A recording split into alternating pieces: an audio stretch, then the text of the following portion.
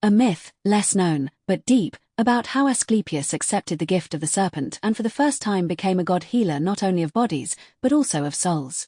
The myth of the Asclepius and the Cave of Dreams. Even before glory, even before idolization, Asclepius wandered the world, looking for the true source of diseases, because he saw, some are healed, others die, and it is not only about herbs or medicines.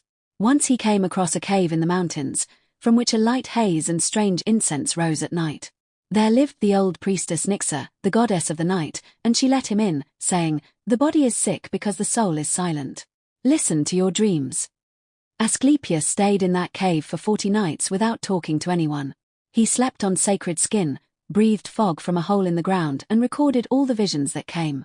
And every night a serpent crawled to him, wandered around his body and whispered, "Listen. Look.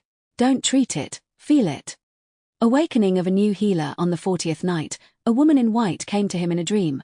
Hygiene herself, the spirit of health, his future daughter. She said, "You saw the dreams of mortals.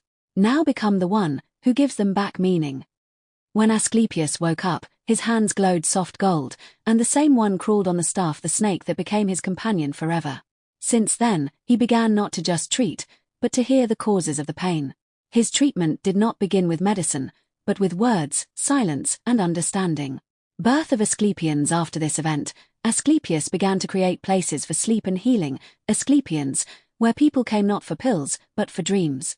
And in those dreams he came alone, in the form of a doctor, a snake, child, old man, to say, "The cause of your pain is not in the body. Remember, who were you?" Symbolism of myth. The cave is the entrance to the subconscious, dark part of the human psyche. Sleep and the serpent are natural guides to the depths of the soul. Hygiene, the birth of a new vision of treatment, not as a struggle, but as a cleansing and listening. This myth is that true healing begins with contact with the soul.